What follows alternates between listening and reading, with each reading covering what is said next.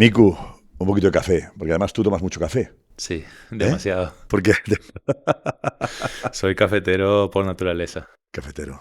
¿Hay buen Sí, café en Venezuela? sí, sí hay. Sí. ¿Qué es el Sí. de Colombia o el de...? No, no, propio de nuestra tierra, ¿eh? Sí, ¿no? También, obviamente, hay muchos cafés con aroma o influencia del cacao.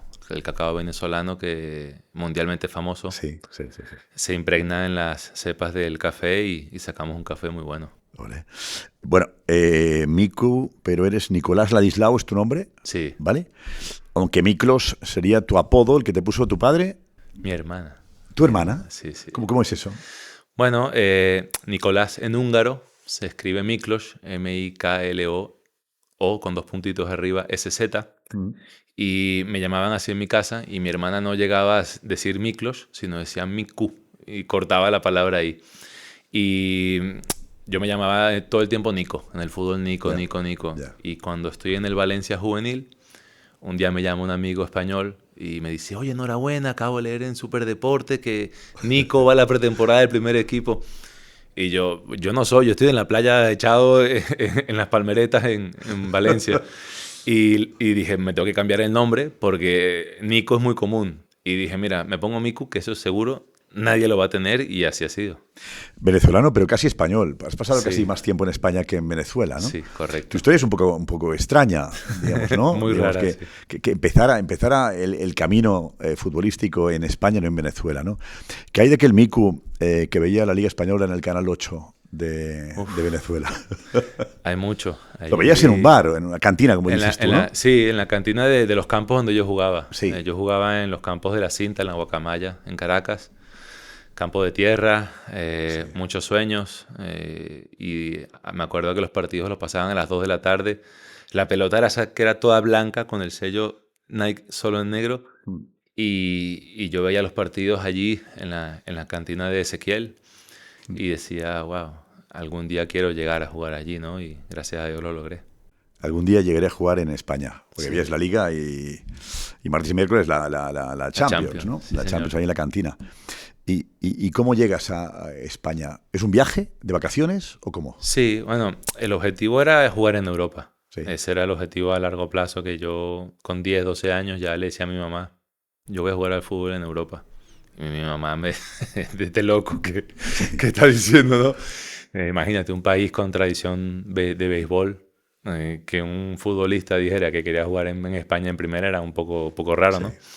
Y mi tío, que en paz descanse, era mi padrino. Él nació en Sueca, en Valencia, Mm. y él era muy futbolero, muy futbolero. Y en una comida familiar con unos amigos de España, mi tío, bueno, me vendió muy bien y le habló maravillas de Ay, mí. chico muy bueno ahí. Y este amigo de infancia le dice, oye, pues, ¿te acuerdas de mi hermano? Sí, pues, está en el Villarreal. El Villarreal estaba en segunda Mm. división. ¿Por qué no arreglamos, intentamos de que el chico vaya a probar en verano? Yo tenía 14 años.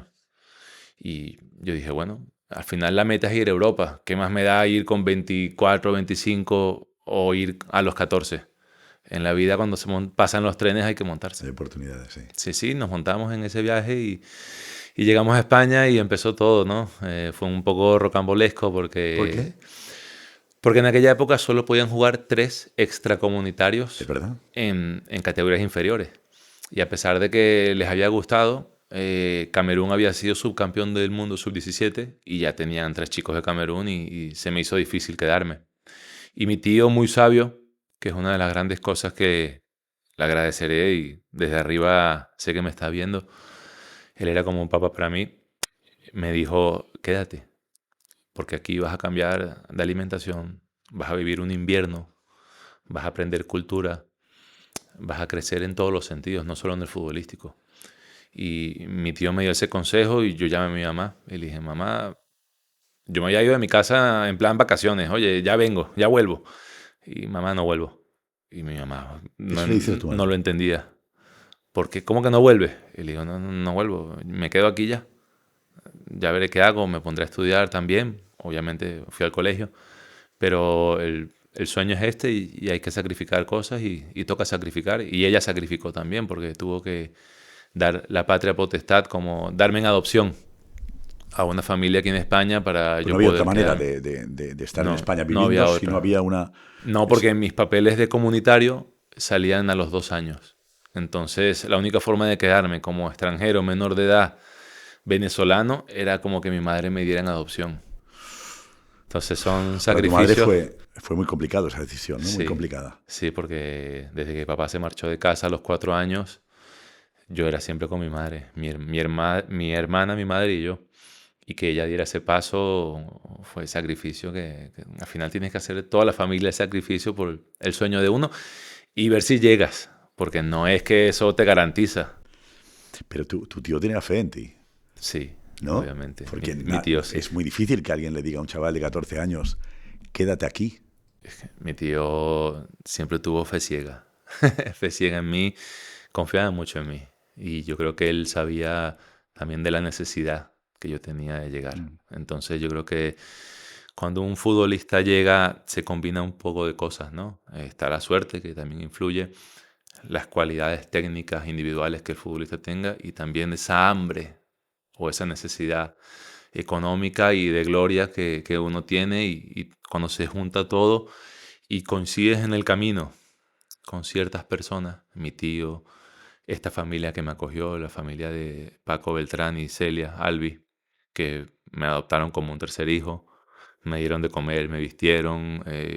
Luego llegué a la élite y lo máximo que me pedía Paco era entradas y ni siquiera me las pedía, yo se las tenía que dar. Paco es tu padre adoptivo. Sí, ya falleció y el orgullo que él sintió de ver que su otro hijo llegaba a primera división y jugar en el Valencia, te podrás imaginar la alegría de ese hombre. Luego tus representantes que al final también son parte importante. Entonces es un cúmulo de cosas, no es solo... yo a veces le digo a mis amigos, no saben todo lo que hay detrás de un jugador de fútbol porque se ve la vida bonita y glamurosa, Mm. pero no se ve todo lo que hay detrás. Pero más alguien que abandona su país con 14 años, Sí.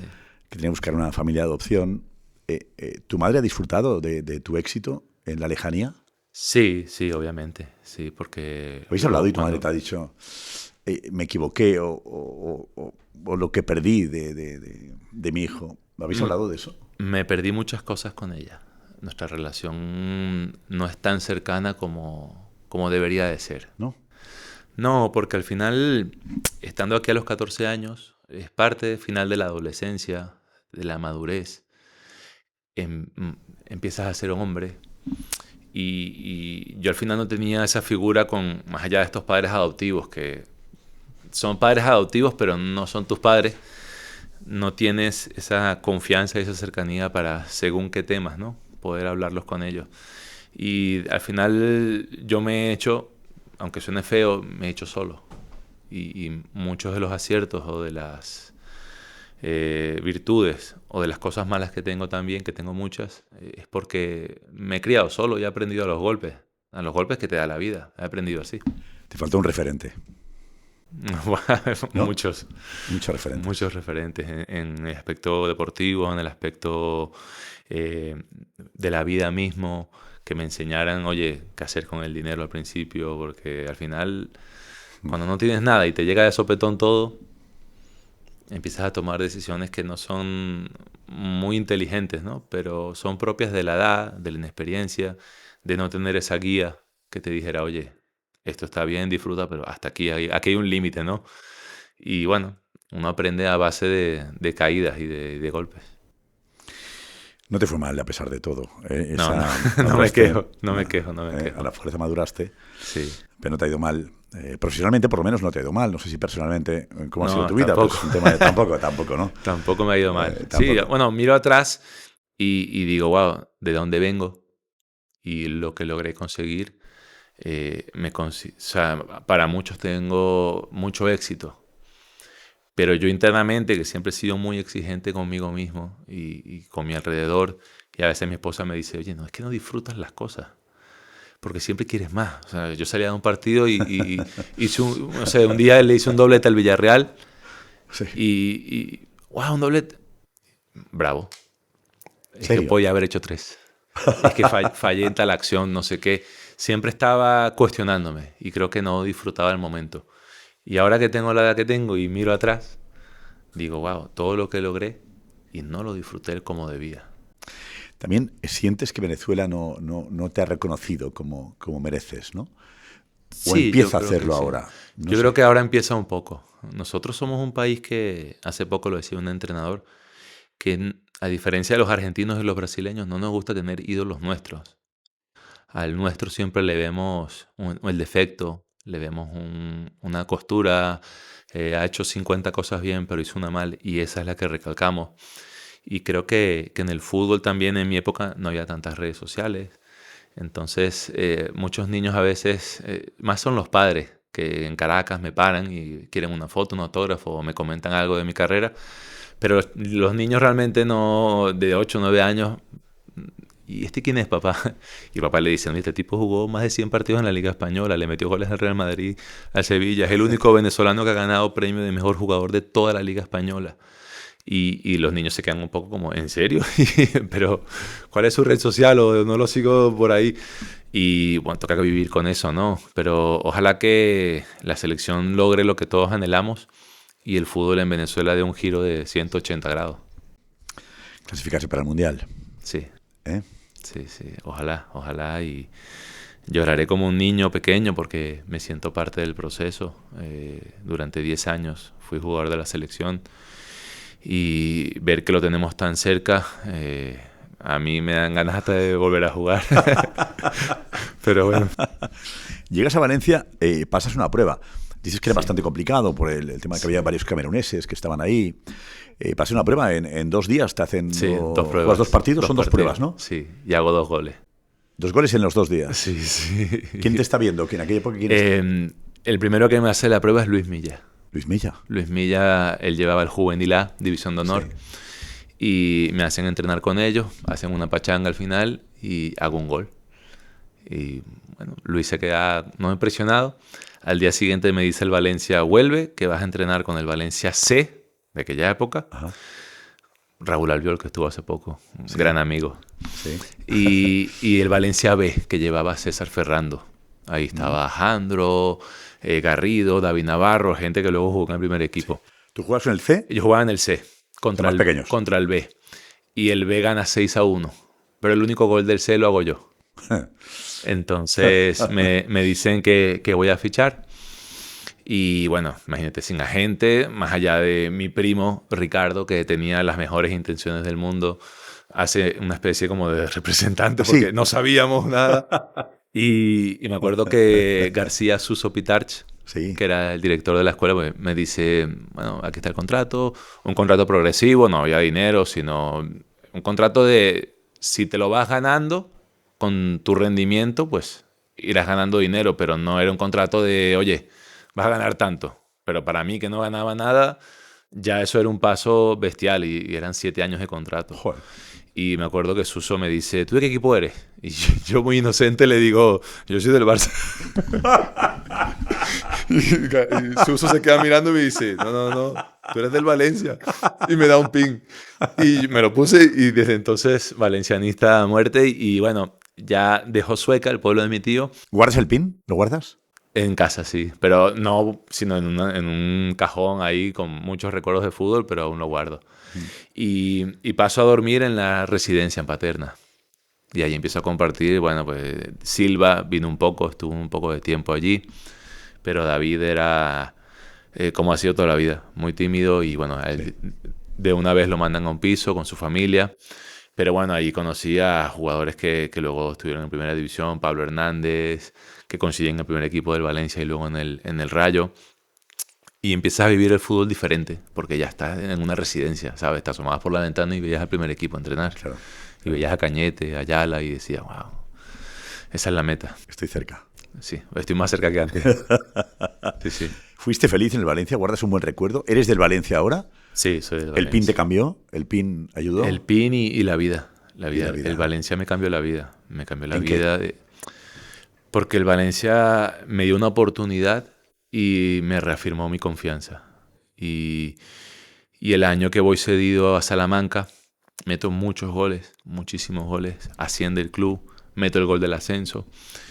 Y recibimos una llamada del Castilla, de Michel, de que fuera al Castilla. Y el Valencia, yo tenía un contrato, no era profesional, era un contrato de inferiores. Y el director deportivo del Valencia en aquella época, que era Amadeo Carboni, dice no. El club confía en ti y contrato de primer equipo. Y bueno, ahí me renuevan y con 20 años sí doy un salto exponencial de todo, económico, deportivo. Ya la pretemporada es con el primer equipo, ya empiezo a ver otras cosas, ¿no? ¿Le diste vueltas a la posibilidad de quizá habría jugado en el Madrid?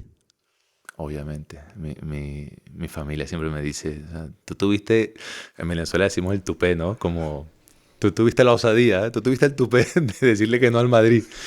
Pero bueno, el Valencia había ganado 2 ligas con Benítez. Ah, vale.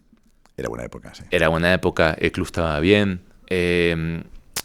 Un amigo me hizo una reflexión y me dijo, oye, ¿cuántos canteranos del Madrid están en el primer equipo? Guti y Raúl. Que ahorita, gracias a Dios, tengo una amistad con él. Con Raúl. Con Rulo, de Qatar, de nuestra época en Qatar. Sí.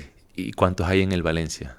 Entonces, Albelda, Fariñós, David Navarro ya ha subido, Mendieta. Entonces, era como la posibilidad estaba más cerca, ¿sabes? Sí, sí. También influía que tenía una novia en Valencia y todo eso jugó lo suyo. Y decidí firmar por el Valencia y no me arrepiento. Mira, yo soy una persona que no me arrepiento de lo que hago porque siento que, ya sea bueno o malo, esas decisiones me trajeron hasta donde estoy. Eres un trotamundos, en realidad. Has estado, Sí. ¿no? 17 equipos, por lo menos, ¿no? Sí, 17. muchos. Se dice rápido. Seguramente tienes el récord de equipos, ¿no? Podría ser. No sé. si lo has. El loco Abreu me gana, Abreu. Pero Estuvo en el Depor. Sí, al en el final, Valencia. ¿sabes qué pasa? Que los venezolanos contamos con una suerte dispar porque cuando tú eres un director deportivo de un club o un entrenador y te dicen un brasileño, tú mínimo dices, bueno, tráelo, el tipo tiene que saber Sí, correr y sí, jugar. sí. Y cuando dices un venezolano es como, Hay dudas. por eso lo del mundial es tan importante. Esos chicos no son conscientes de lo que ellos van a hacer para nuestro futuro. Y Arango es verdad que Juan vino, abrió las puertas y demostró que un venezolano podría rendir en la liga. Y a partir de ahí jugué yo, luego vino Salomón y luego Rosales. Y cada vez han ido llegando más. Pero Juan lo que hizo fue reafirmar que podíamos hacerlo, pero aún nos sigue costando. Y Abrió mucha la puerta gente, de alguna forma, abrió claro, la puerta de España. sí, En el Mallorca en el Mallorca. Y estuvo mucha Juan gente Arango. dice, no, el pasaporte no pesa, es rendimiento. Yo lo he vivido en mis carnes y la verdad que el pasaporte no es que pese, pero sí tienes que hacer como un poco más que los demás para que te vean. Y yo el ejemplo, lo más claro que lo veo es con Rondón, con Salomón. Sí. Salomón hizo 14 goles con 20 años en el Málaga. Y al año siguiente también hizo más de 10 con 21. Y los que nos gusta el fútbol decíamos, bueno, va a dar un salto, no sé, Atlético de Madrid, un Villarreal, un propio Valencia, va a pagar un traspaso con 22 años. Terminó en Rusia. Nadie de una liga, digamos, top en aquel momento apostó por un chico de 22 años que había demostrado que daba rendimiento. Y yo creo que parte de eso también influye el pasaporte, porque Luciano Vieto hizo, no sé, 18 Venezuela goles no es un en país, el no es Villarreal. un país de fútbol, donde el fútbol sea tan importante. Al final Mira, es el tercer deporte, el cuarto, ¿no? ahorita es el segundo, ¿El segundo ya? a nivel profesional. Vale. Pero si hablamos de niños federados que juegan, hay más niños jugando fútbol en Venezuela que béisbol. ¿Ya? Lleva años así. ¿Qué es lo que ocurre? Que el fútbol no está tan organizado. El béisbol sí. Porque Esa es tu pelea, ¿no? Claro, esa es mi pelea ahora. Que sí. Porque llevan muchos años los equipos de Estados Unidos de béisbol están poniendo la infraestructura y también la salida económica que las familias pueden ver es diferente. Un chico con 13 años en béisbol que es bueno, lo agarra un equipo, los Yankees, lo llevan a Dominicana o a Puerto Rico, donde tienen las bases de entrenamiento, y a la familia le dan $1 millón. En fútbol, un chico que sea muy bueno con 13 años va a tener que seguir corriendo para ver si tiene suerte. Yo no quiero ni creo que vaya a ser que sea eso, pero sí considero que hay mucho talento en Venezuela. Pero hay que saber explotarlo. Y es una tarea de todos. Incluyo federaciones, equipos, representantes, entrenadores. Y si somos capaces de... Porque fíjate, con todos los fallos que tenemos de infraestructura, de formación, económicos, sacamos jugadores, Porque ahora en el Mundial de Club, el mejor jugador del Botafogo es Savarino, que es venezolano. Fue el mejor jugador de la Libertadores el año pasado. Fluminense fichó a Soteldo ahora. El compañero de Messi en el Inter es Telasco Segovia. O sea, hay talento, pero hay que conducirlo bien y organizarse. Y eso estás tú también peleando para intentar que tu país vaya mejorando en fútbol, ¿no? Lo estás haciendo. Correcto. Ahí, estás peleando en ello. Sí. Te doy los nombres de los equipos en los que has estado. Me los defines brevemente, con una palabra, con dos, con una frase, ¿no? Alcoyano. Cariño. Salamanca. Espectacular, en los dos años. Es un gran recuerdo de Salamanca. Los 2 años, espectaculares. Claro que sí. Ciudad de Murcia. Tristeza. Golpe de realidad. Nàstic. Aprendizaje. ¿Aprendiste catalán? Una miqueta. Muy bien. Valencia. Un sueño hecho realidad. Getafe. La consagración. Celtic, de Glasgow. Un sitio que no supe disfrutar. Algarafa. Es Qatar, ¿no? Qatar. Bueno, oportunidades que pasan en la vida. Rayo. Un gran aprendizaje. Bengaluru. Es de la India. De la India. El Bengaluru fue un maestro de vida. Omonia, en Chipre. Alegría, disfrute total. ¿Sí? Sí, sí. Deportivo de La Coruña. Una decepción posiblemente de las más grandes de mi carrera, no por el club, sino por los resultados que tuvimos. Ahí viste debutar a Jeremai. Al Peque. Al Peque, ¿eh? Un cohete. Locura, ¿no? Qué jugador. Qué jugador. Buen jugador. Real Murcia. Decepción. Intercity. Volvió a nacer. ¿Verdad? Luego nos cuentas eso.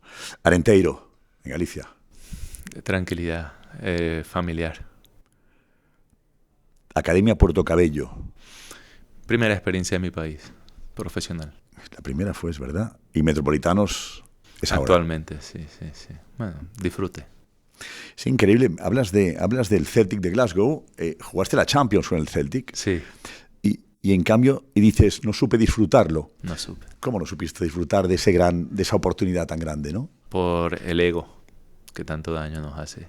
El ego que es lo peor que uno puede tener como ser humano, el ego. Y yo tenía mucho ego. Y gente que no me conoce me ve y me dice, no, todavía tienes. Imagínate cómo era antes. ¿Qué significa el ego para no poder disfrutar de lo que es ¿sabes qué pasa? Experiencia así? Yo en Getafe había hecho muchos goles. Y era un jugador importante, titular indiscutible en la mejor liga del mundo. Voy a Copa América. Hacemos la mejor Copa América de nuestra historia. Porque llegamos a semifinal y hicimos un papel que jamás ningún venezolano había hecho. Y vas a Escocia, que es una liga, si la comparas con la española, de menor calibre. Y yo llegué pensando, no, bueno, si yo soy titular en la liga española y meto 15 goles con el Getafe, aquí me voy a pasear.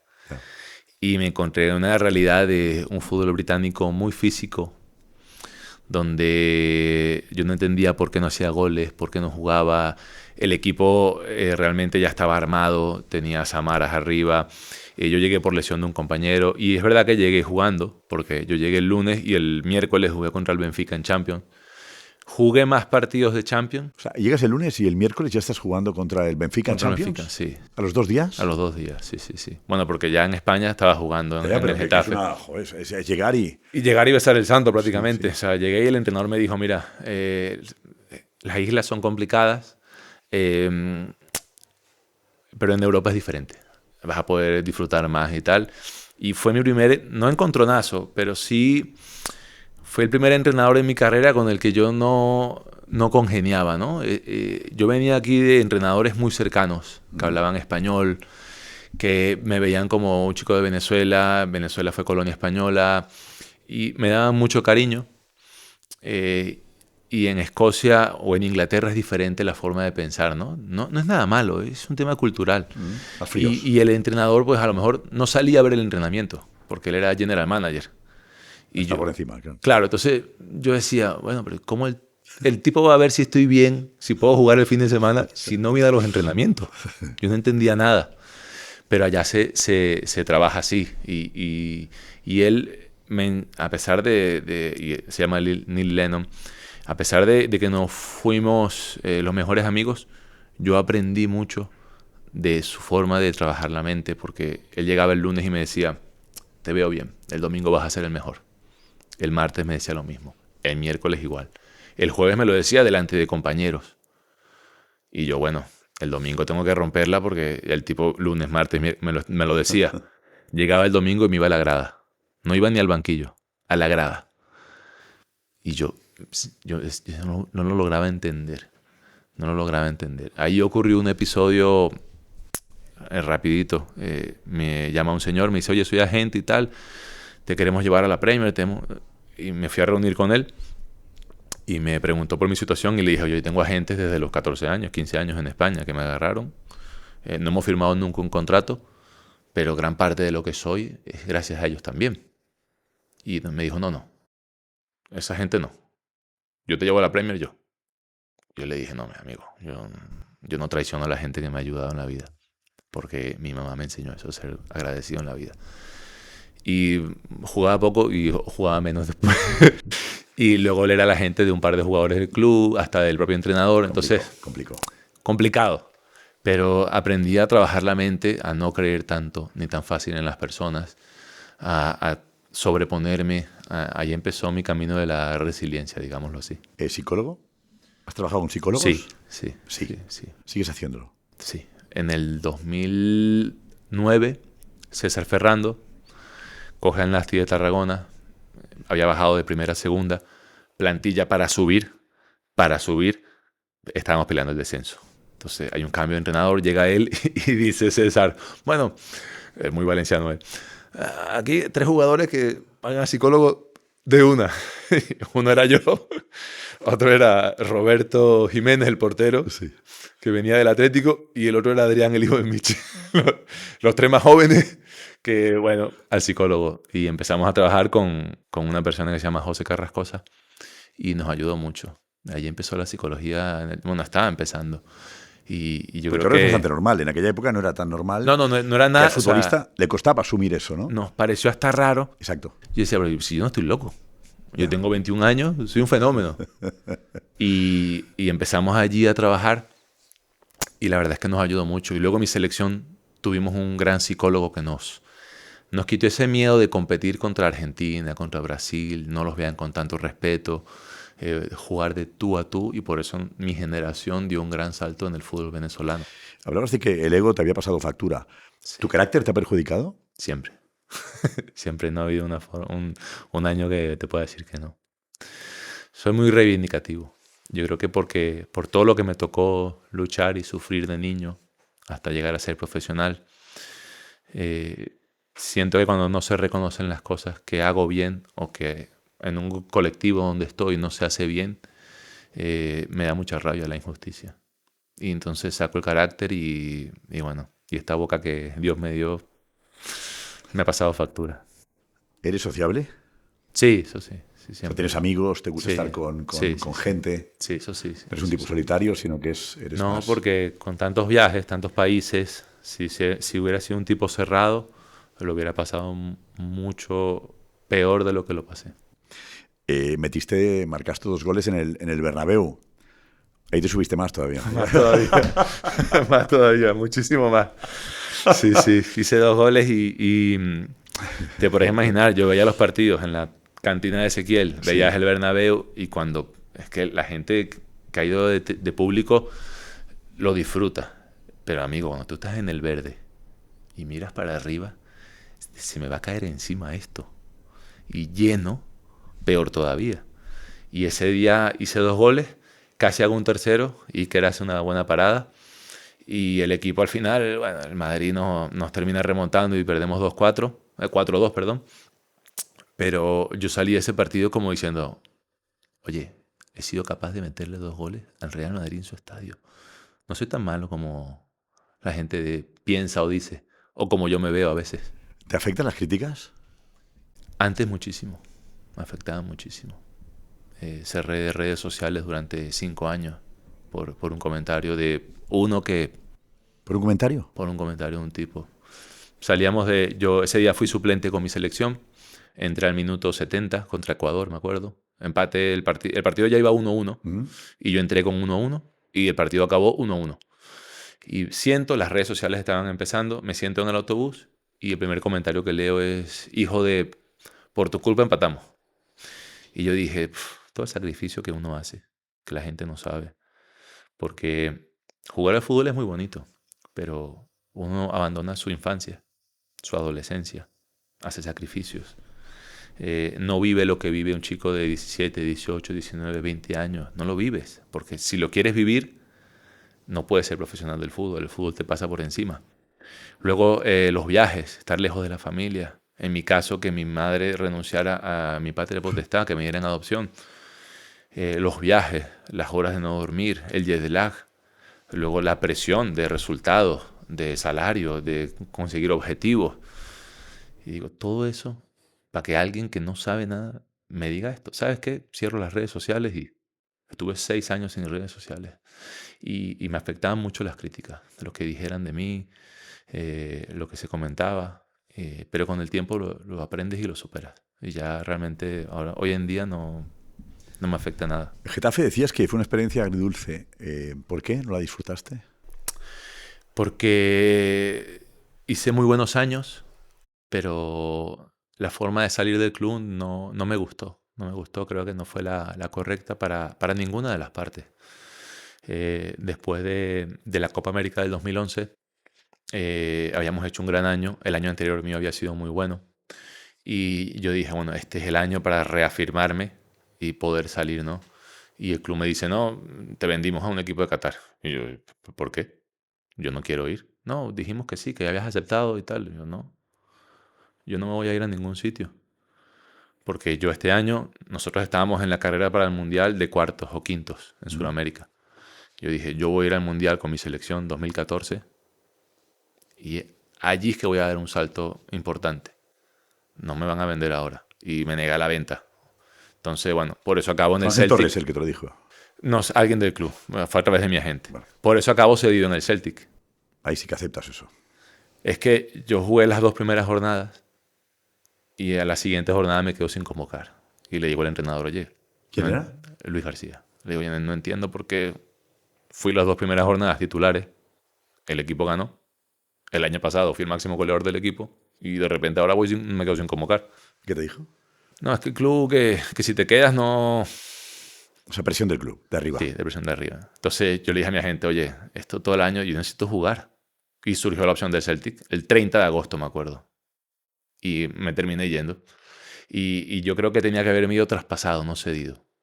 Porque 4 o 5 años en el Celtic yo no hablaba inglés. Físicamente me costó entrar en la liga. Yeah.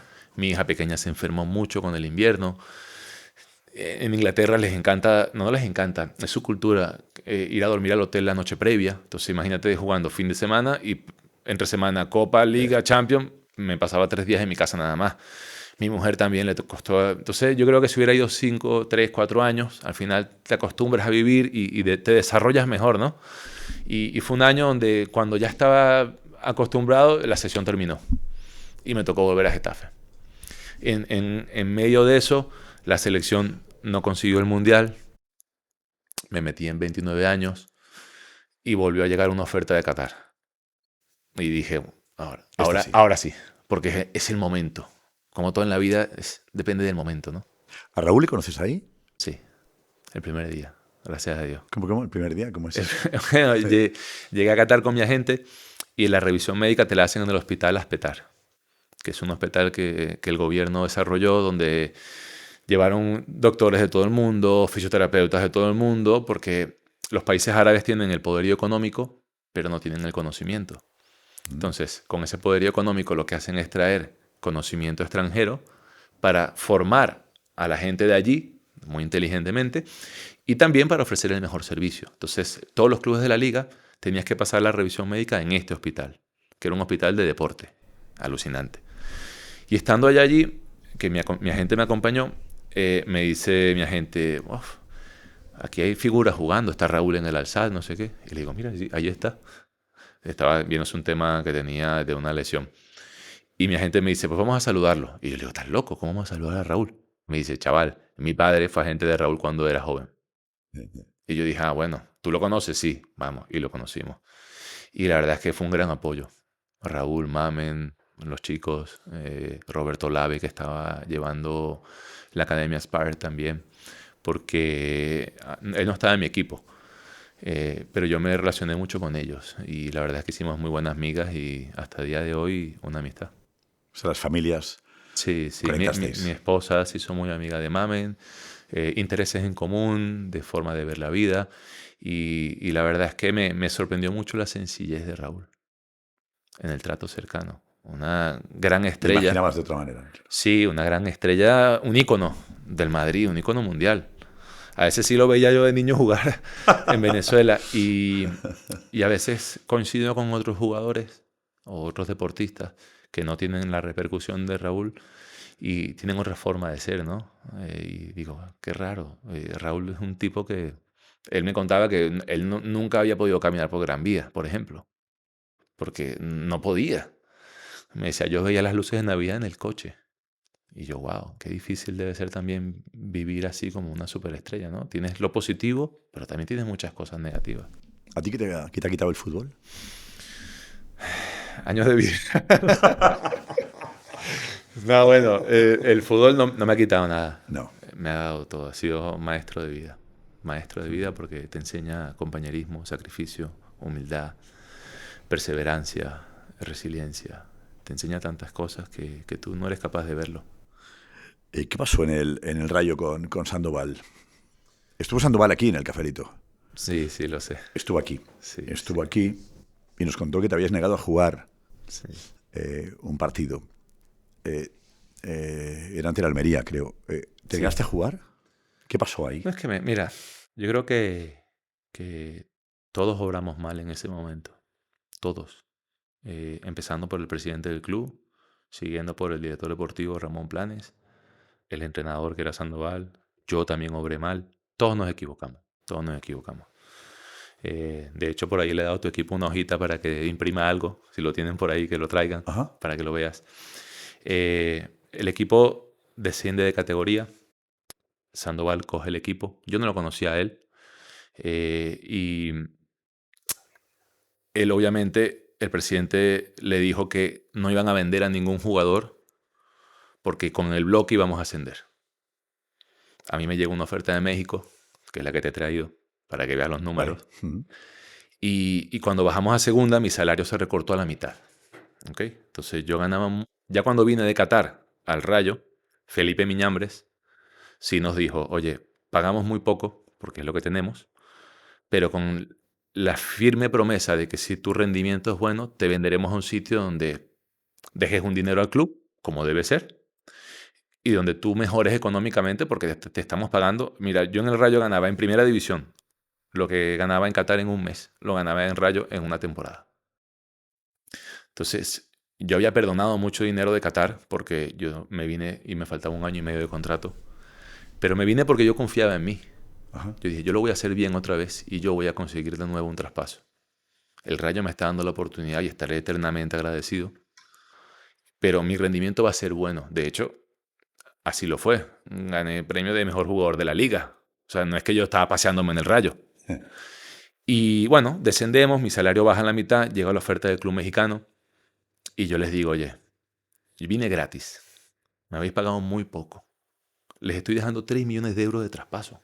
Que para fichar a un jugador en segunda, me imagino que les valdrá. Y yo tengo 30 años. Y es que en 6 meses ya puedo negociar con cualquier club, porque era mi último año de contrato. Dejarme ir a que yo tenga el último gran contrato de mi carrera. Y vosotros tenéis unos ingresos. Vosotros ganáis 3 millones. Y es que hace 1 año y medio no habéis pagado nada por mí, 0. Y en concepto de salario había sido muy bajo. Entonces me dijeron, no, es que no vamos a vender a nadie. A la semana vendieron a Josabed al Celta de Vigo. Entonces ya yo empiezo a, oye, si me dices algo, que sea igual para todos. Y yo les decía, oye, y no hay que olvidarse que cuando ocurre todo esto, yo simplemente les digo, oye, yo no estoy con la cabeza para jugar. Poner a alguien que vaya a rendir de forma óptima, porque yo estoy muy quemado con la situación. Y yo entiendo a Sandoval que él quería, obviamente, que yo jugara. Pero yo no iba a dar el rendimiento que el club merecía, ni que la camiseta merecía. Entonces me parecía que no era leal estar en el campo medio divagando, porque estaba pensando en la oferta que tenía, que yo pienso que estoy defendiendo los intereses de mis hijos, porque era darles todavía un mejor futuro. Pero claro, la gente no lo sabe. Es como si yo te dijera a ti, oye, vas a ir a la radio de enfrente y te van a pagar 10 veces más y vas a hacer lo mismo. Entonces, ponerse en mis zapatos en la situación no era fácil. Entonces yo le dije a ellos, yo no estoy para jugar, mi cabeza no está para jugar. Entonces, no, yo creo que es mejor que no me pongáis, no contar conmigo. ¿Qué pasó ahí? Bueno, el equipo viajó a Almería, yo fui con el equipo, jugamos copa entre semanas, perdimos, al día siguiente entrenamos, y yo hablaba mucho con Sandoval en privado. Él y yo, él intentando convencerme y yo dándole mis argumentos de que, oye, no, por una serie de cosas, por los números, por mi edad, que tengo 30 años. Ya el retiro sabes que está cerca, tienes que empezar a pensar en otras prioridades. Y él me decía cosas de compañeros que no las voy a decir, de rendimientos individuales sobre, bueno, que yo era mejor que no sé quién, que jugaba con una mano amarrada aquí, que era mejor que el otro, que no sé, que tenía que jugar y tal. Y él siempre me dijo, todas nuestras conversaciones son en privado, solo las sabemos usted y yo. Y ese día reúne a la plantilla y delante de la plantilla él dice cosas de esas conversaciones en privado. Entonces yo ahí le digo, no, ya va, así no. Porque tú me dijiste que yo era mejor que... Y antes de que acabara la frase, me lanzó un puñetazo. Yo me aparté, no me pegó. Él dijo aquí que no había pegado. No me pegó porque yo me aparté. Pero si me quedo ahí, me pega. Entonces me echo atrás, me lanza 2 puñetazos, no me da. Trasorras se mete en el medio. Y Trasorras, que era el capitán, le dice, oye, ¿qué pasa? Y con Trasorras también se mete. Trasorras era mi compañero de habitación. Y lo voy a dejar aquí. Robert siempre me dijo, oye, ya juega. Ya está, ya está. Y él siempre abogó porque yo jugara. Siempre. Trasorras era mi amigo, pero él siempre me decía, ya tienes que jugar, olvídate de eso. Y yo le decía, pero es que no, es que tengo la oferta en la mesa de mi casa. No es que me dijeron que a lo mejor, no. Tenía la oferta por escrito. Sí, sí. Por escrito. Entonces, claro, tú ves esos números. Sí, sí. Y yo ganaba muy poco. La oferta es esta, ¿eh? Esta es la oferta que nos has traído, sí, para demostrar que efectivamente tenías una oferta y que una oferta seria. Contrato deportivo de trabajo, 3 temporadas, $700,000 Por cada temporada. por cada temporada. Claro, no, esto demuestra que aquí tenías era una Ese buena posibilidad era mi para... argumento de peso. Claro, pero de alguna forma te declaraste en rebeldía también. Podemos, ¿no? Yo puedo decir... Sí, pero tú argumentar, fíjate cómo eso sí me lo ha enseñado el fútbol. Cuando un club no te quiere, ¿qué hace? Te presiona, te pone a entrenar solo, te aparta, te presiona de tal forma que tú dices, oye, ya, me voy. Pero ¿y qué pasa cuando es al revés? Cuando el jugador no quiere estar. No hay derechos. En cambio, en un trabajo normal, en una cafetería, si tú te quieres ir, ¿qué dices? Oye, renuncio, hasta luego, me Lo voy. comunicas con 15 días y te vas. Claro. Entonces, el futbolista también, desde ese punto de vista, está un poco amarrado. Entonces, yo no quería irme por las malas. Yo les decía, oye, es que les van a dar también 3 kilos, ¿eh?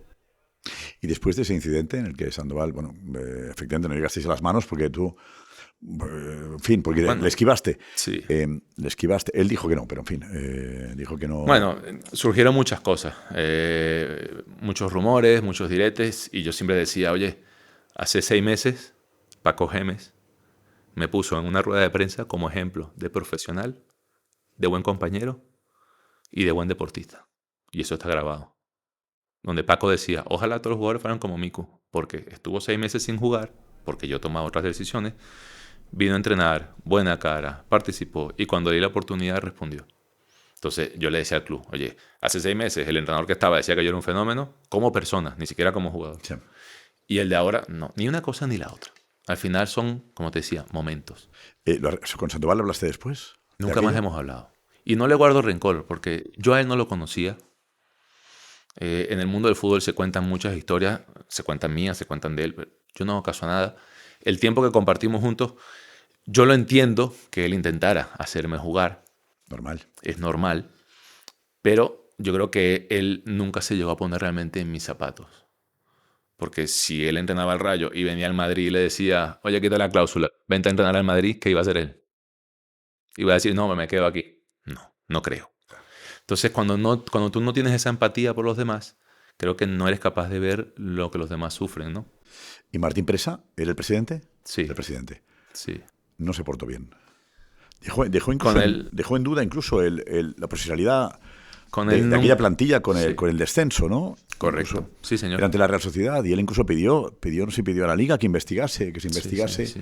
a esta plantilla, a vosotros. A nosotros, sí. Bueno, han pasado años que han sacado nada.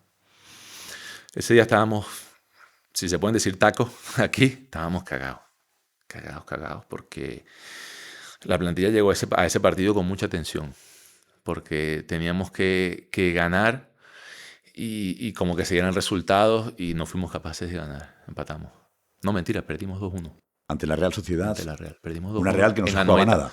No, pero sacaron a 2 chavales de la cantera y bueno, cuando sale un canterano y oportunidad de primer equipo, van como cohetes y nos ganaron 2-1.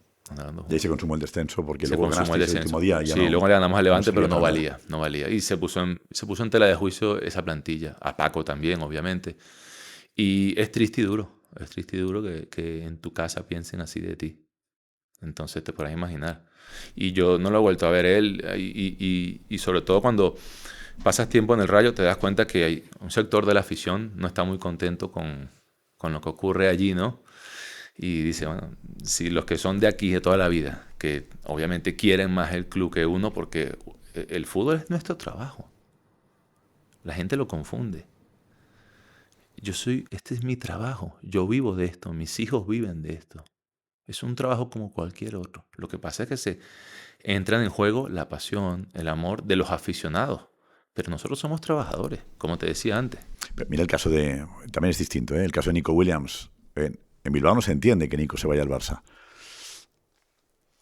Pero es que es nuestro trabajo. Pero también era un sentimiento, ¿no? El fútbol es grande por el sentimiento y porque el aficionado quiere creer que un futbolista siente el escudo, siente la camiseta. Pero hay muy pocos casos así. Y los casos, por ejemplo, Cazorla. Ahora vuelve al Oviedo. Sí. Pero vuelve con 40 años, ya con una larga carrera a sus espaldas, con una seguridad económica que le da tranquilidad, con los trofeos que se mereció porque es un espectáculo de jugador, y vuelve al equipo de su casa. Pero durante el camino, él fue tomando decisiones considerando que era lo mejor para su carrera en ese momento. Entonces, es un poco eso. ¿Disfrutas del fútbol ahora? De cada momento, incluso más que antes. Decías, bueno, el Celtic no disfrutaste del éxito, lo que era el éxito, ¿no? Sí. Jugar la Champions. Sí, ganamos la Liga y la Copa, pero... Joder. ¿Y ahora disfrutas del fútbol? Sí, como un niño pequeño, día a día. Porque el final está cerca. Y claro, cuando ves que se está por acabar, ya pones en valor otras cosas. Ya yo no me marco, no me marco metas a largo plazo. Mi meta es el entrenamiento del día siguiente. Intentar hacerlo mejor que hoy. Y el siguiente partido, el del fin de semana. Ya no estoy pensando en, aquí a 2 años, porque ya ese tiempo ya pasó. ¿Cómo son los chavales de ahora? ¿Tú crees Dispersos, muy dispersos. Dispersos. Dispersos, sí. Cuando yo empecé, yo no me subía a la camilla, no me dejaban. Niño, fuera de aquí. Con 18 años, olvídate de un fisioterapeuta. Recoger balones, recoger conos, limpiarle las botas a los veteranos, patadas, las que me dieron, pisotones, te forjaban, te hacían hombre. Eso sí, cuando jugamos los domingos, si el otro equipo me tocaba un pelo, salían todos los veteranos y me defendían. Pero durante la semana era un masterclass de hacerte hombre jugando al fútbol. Eso ha cambiado. Ha cambiado mucho. Ahorita... ¿Un chaval te limpia las botas? Nada, ¿qué va? Te miran por encima del hombro. ¿Cuántos seguidores tienes tú en redes sociales? O no sé qué. O... ¿Sí? Sí, pero es que la sociedad toda ha cambiado. No solo el fútbol, la sociedad ha cambiado en general.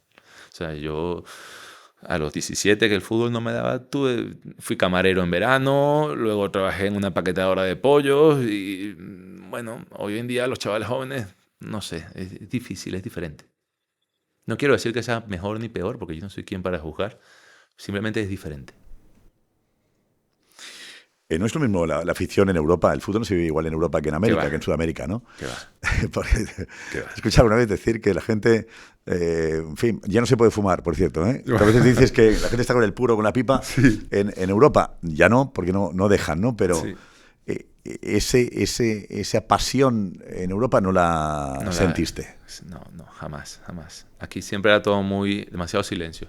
El Calderón sí era un poco lo más suramericano que yo sentía. San Mamés también, que lo llegué a jugar, pero ya está, 2 campos. El resto era todo demasiado bonito. Demasiado bonito. Sí, cómodo, ¿no? Cómodo. Sí, demasiado plástico todo, demasiado hermoso. Y Sudamérica es la guerra. Es la guerra. Nos contaba Morevieta. Sí. Que Morevieta, claro, mete vasco, que también en San Mamés se vivía bien el fútbol, pero llegó a jugar eliminatorias suramericanas y me decía, wow, chaval, esto es la guerra, ¿eh? Qué patadas, qué codazos, wow, se dicen de todo. Y nosotros nos reíamos porque le decíamos, Fer, es que el fútbol suramericano no tiene nada que ver porque también Sudamérica es un escape social. También se van muchas frustraciones por allí. El equipo de fútbol pasa a ser prácticamente lo más importante de la vida de algunos. Entonces se vive con otra pasión. Y bueno, de aquí se vive de otra manera. Pero fíjate que casi todos los clubes importantes del mundo tienen jugadores sudamericanos y son los jugadores más relevantes. Sí. Por algo es. Sí. Sí, es que en Europa hay mejores jugadores, ¿no? Europa es grandes ligas en Europa y la Champions es lo que es precisamente por jugadores sudamericanos que han venido a Europa a jugar, ¿no? Tú eres un caso. Sufriste una fractura de cráneo hace poquito. 3 años casi. 3 años casi, en el Intercity. Sí. Eso fue. Aquí tengo la cicatriz y aquí también. ¿Tienes en los 2 lados la cicatriz? Sí, porque la operación, el bisturí, el corte es de oreja a oreja. Porque el golpe, ¿dónde es el golpe? Aquí fue. Aquí. Todo esto se me hundió. Resiliencia pura y dura. Fue lo que me tocó vivir, aprender de eso. Mis años en India creo que me ayudaron a vivir ese momento, a saber llevarlo. Y a recuperarme tan rápido también. No me quería operar a nadie. Fui a un sitio en Alicante y me dijeron que no me operaban mi ojo. ¿En serio? Sí, me dijeron que el ojo también podía estar en peligro. Me dijeron tantas cosas malas que... Pero bueno, gracias a Dios un doctor aquí en Madrid pudo hacer la operación y... ¿Quién? El doctor... ¿En qué hospital? ¿En qué clínica? No, en La Paz. La Paz. Sí. La verdad es que fue... Como digo yo, he vuelto a nacer. Ahora tengo 4 años. Soy un niño de nuevo. Pero bueno, cambié de equipo, salí del Murcia, voy al Intercity. Llego, entreno viernes. El sábado viajamos a Bilbao a jugar contra el Real Unión de Irún. El transfer no llegaba y el entrenador me dice, oye, vente en el bus y si en el día llega el transfer, pues bueno, te pongo 15, 20 minutos para que vayas. Yo, bueno, mister, perfecto, lo que usted decida, bien está. Vale. Estamos en el hotel, me llama, llegó el transfer, así que prepárate para 15, 20 minutos, quiero que vayas cogiendo dinámica del equipo, conozcas a los chavales, está Emilio Ensue, que te va a ayudar, que también es veterano. Vale, genial. Caliento, me llama, cobramos córner a favor. Yo corro de la banda al área para rematar el córner. Sacamos el córner, despejan hacia arriba y cuando el balón cae en el área yo salto a cabecear y allí me fracturo. Y bueno, el doctor me dice, mira Miku, es como si te hubieras estrellado con un coche a 120 contra una pared sin cinturón y hubieras salido despedido por el cristal contra la pared. Así fue la fuerza del impacto. Se me rompí toda esta parte en 3 pedazos y parte de la nariz también. El globo ocular, estuve a 1 milímetro de que se me desprendiera una pared que al final hubiera perdido el ojo. Y bueno, me tocó pasar la noche en Bilbao, volví con alguien del club en un coche particular y empezó el calvario de buscar quién me operaba, ¿no? Tu Al mujer final. también, tu mujer, imagínate. ¿Estaba ahí en el campo, no? No. Entonces, justamente recién cambiando de club, no tenía el teléfono de nadie. Entonces habló con mi agente para que llamara a Juanfran, que fue el agente de Juanfran también, para que pudiese, Juanfran era vicepresidente del club, hablar con Jorge López, que era el director deportivo, para darle una noticia de algo. Y bueno, fue muy duro para ella porque nosotros siempre hemos estado solos. Nosotros dos, las 3 niñas, y para arriba y para abajo, en Chipre, en India, en donde hemos estado, nuestros familiares no están con nosotros. Ese también es el problema de jugar al fútbol y de viajar tanto. Y esa carga para ella sola fue bestial. Dices, me sirvió mucho haber estado en India. Sí. ¿Por?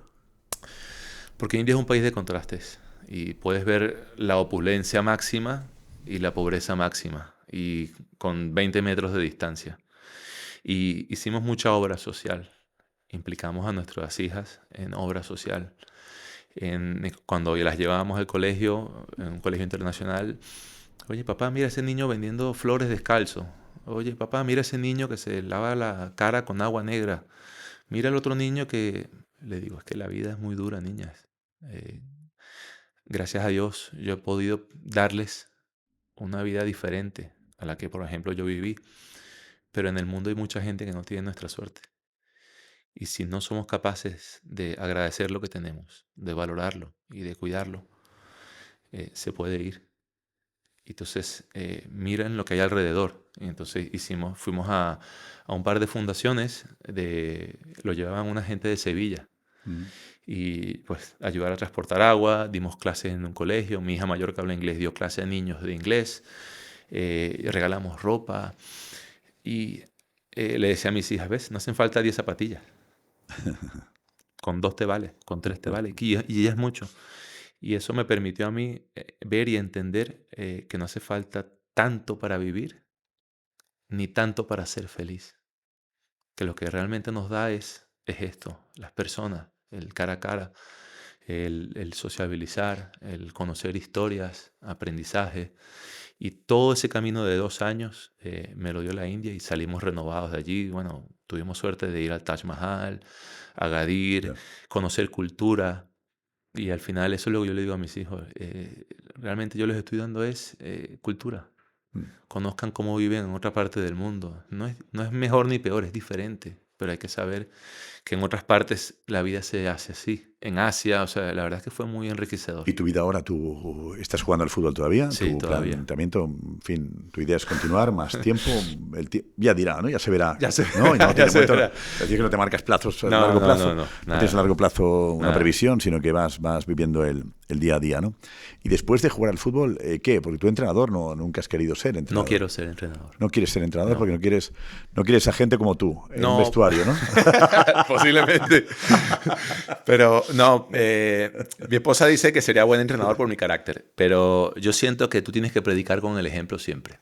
Entonces, si yo le exijo a los jugadores algo, por ejemplo, concentraciones, pretemporada, y estoy muy saturado porque desde los 17 años, concentraciones, hoteles, hay que dormir, hay que viajar. Siempre he seguido como el horario que me han dictaminado. Has sido estricto tú en eso. Sí, sí. Porque yo sí he sido toda mi carrera muy consciente de mis virtudes, pero también de mis limitaciones. Entonces yo decía, a ver, yo no soy este o no soy el otro que regatea o que es mejor que yo en este aspecto. Yo soy una hormiguita. Trabajo y tácticamente hacer lo que el entrenador quería. Muchas veces jugué por el rigor táctico que aprendí aquí en España. Entonces, muchos partidos, por ejemplo, una vez fuimos al Bernabéu y me dijeron, persigue a Xabi Alonso. Y yo, ¿cómo? Que no juegue Xabi Alonso. Y yo iba detrás de él e intentaba que no jugara. Y cuando el Celtic le ganó al Barça en Champions, que le ganamos al Barça de Guardiola, ellos tuvieron el balón 80% o 85%. Nosotros tiramos al arco 3 veces, ellos 30 y pico. Mi tarea ese día era que Xavi y Iniesta no jugaran cómodos.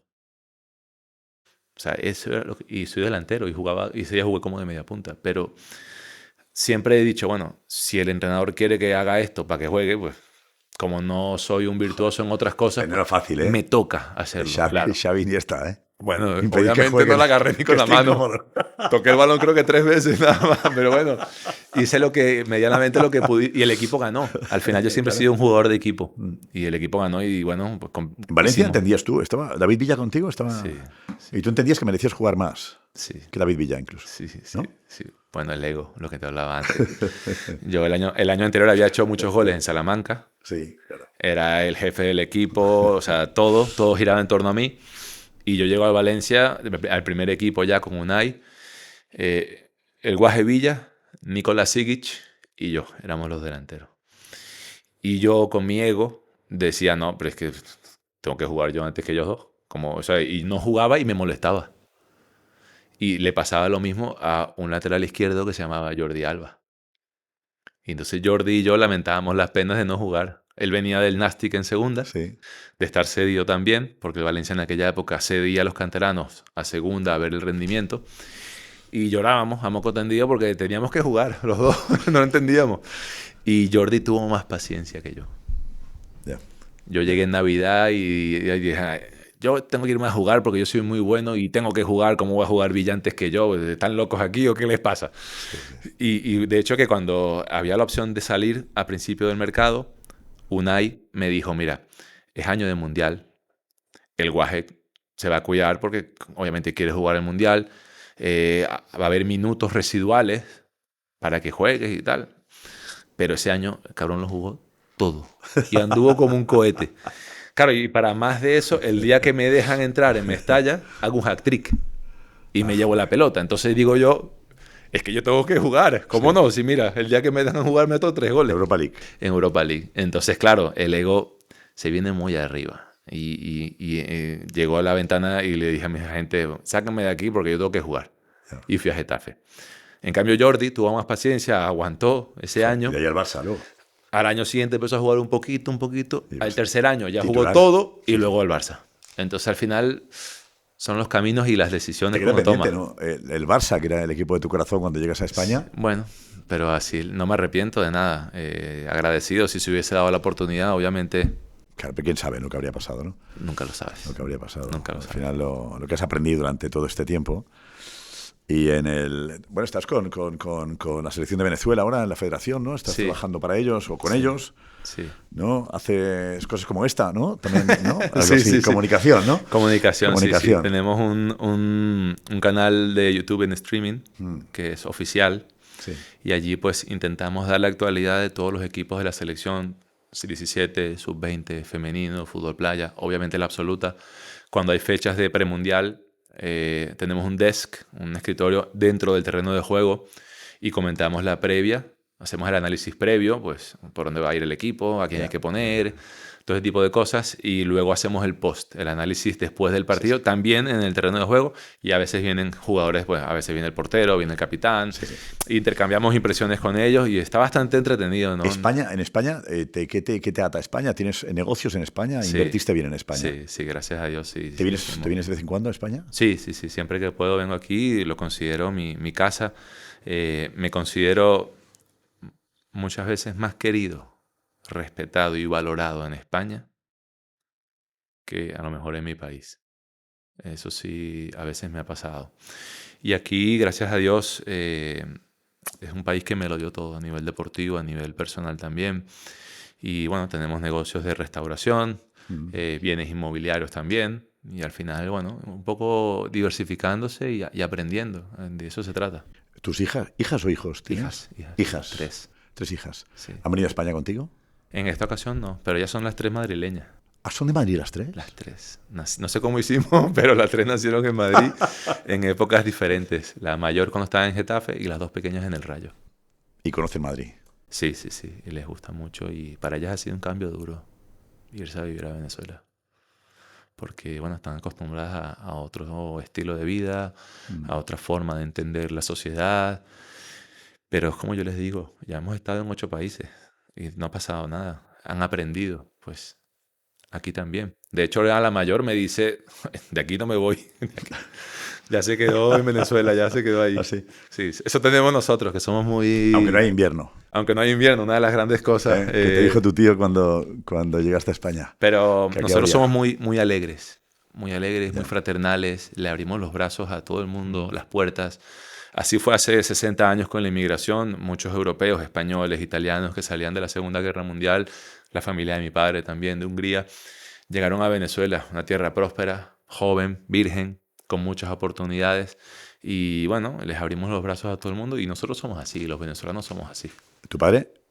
¿Viste a tu padre después? ¿Volviste o le viste después de...? Sí, antes de morir, sí lo vi. Ya también uno aprende a perdonar, que no es fácil. Y entender, ¿ok? Entender las situaciones de cada uno, las decisiones que uno toma. Y bueno, yo no estaba en la cabeza de él y no viví lo que él vivió para tomar las decisiones que tomó. Es una lástima que haya fallecido, que el cáncer le haya ganado la batalla. Nunca pudimos sincerarnos, Mm. despedirnos de tú a tú. Creo que nunca tuve el valor yo de dar ese paso. No. No. Creo que preferí quedarme con el recuerdo que tenía, que las niñas lo vieran en sus últimos tiempos. Y yo dejé esa conversación de lado. No fui capaz de hacerla. No sé por qué. ¿Tu madre está bien? Sí. Está en Hungría. En Hungría. Sí, estuvo mucho tiempo aquí en Valencia, en España, con mi hermana. Pero a mi hermana le salió una oferta de trabajo en Hungría y bueno, tenemos pasaporte, hablamos el idioma y decidieron poner rumbo a Hungría y están bien, salud bien, que es lo más importante. Le cuesta el invierno porque allí son menos 20, menos 25. Un poco más duro. Sí, Lo del aislado no es por Kubala, ¿no? Va por ahí. Va por ahí, Sí, me lo decía sí, Trinidad. sí. Ahora, Sí, sí, Javier, nuestro compañero, me decía, Bueno, a lo ¿sabes mejor qué? va por ahí, porque húngaro... Me lo querían poner de inicio y en húngaro es Laszlo. Laszlo, es verdad. Entonces, claro, cuando llegaron al registro en Caracas, Laszlo, Fedor, Miklos, el tipo del registro, ¿cómo es la cosa? Entonces, mi mamá le dijo, mira, pónganle un nombre en español a este tipo. Y bueno, Nicolás, y entonces mi padre dijo, bueno, la traducción, Laszlo es Ladislao. Entonces, va por ahí, por Kubala. No sé si era una premonición de ser jugador de fútbol, Pues también, pero... y ahí se preparó el camino. Pero puede ser. Era- Y era un fenómeno, y era del Barça. Y del Barça, además, es verdad. Sí, porque el otro gran húngaro era del Madrid, Puskás. Sí, Puskás, el otro. Sí. De hecho, ellos me ofrecieron jugar con esa selección, pero yo solo tuve ojos para la vinotinto. Al final, el pasaporte húngaro lo tengo Ya. por familiaridad, pero el sentimiento es vinotinto y Bueno, para acabar, unas preguntas rápidas, cortas y respuestas rápidas también, ¿vale? Un consejo de tu madre. se ha agradecido en la vida. Algo que no puede faltar en tu maleta. La crema para peinar el pelo. ¿Cómo? Para peinarme. La gomina. Claro, la gomina, porque después de la operación, para la cicatriz, me tengo que peinar para que no se vea. Eres muy presumido. No, pero bueno, ¿a quién no le gusta verse bien? Pues sí, pues sí. Una película que te marcó, o una película que que repites y la ves de vez en cuando. Coach Carter, ¿En España sería? el entrenador Carter. ¿El entrenador Carter? Sí. ¿Tu ídolo quién fue en el fútbol? Tenía dos de niño. Gaby Miranda, un jugador que jugaba en el Caracas, y Ronaldo, el gordo, el de verdad. El de verdad, dices. El que vimos nosotros. El de verdad. No, el otro también es de verdad, hombre. Pero el otro era... Sí. El otro era... Era- Además que me coincidió con la niñez. Al final, Ya. al otro lo enfrenté, lo veía como un rival. Sí. A este lo vi como un ídolo. Pero viste, marcaste tú 2 goles con En el el Getafe en el Bernabéu. Sí. ¿Y Cristiano te marcó? Sí, marcó. Ese día te marcó 3. Marcó 2 y hizo una asistencia. Sí, cabrón. El mejor gol, tu mejor gol. Mi mejor gol creo que fue un gol contra Perú con la selección. Abajo de pecho y sin dejarla caer le pego y hago un buen gol. ¿Y quién merece el Balón de Oro? Ahora. Es difícil porque hay los criterios. El tuyo, ¿cuál sería? El mío. Wow. Me gusta mucho Vitinha. Vitinha. Y creo que, bueno, por cómo juega, que hace jugar al equipo y por lo que consiguió en su club, puede estar ahí. Tiene opciones. Champions. ¿Messi o Cristiano? Siempre fui de Messi.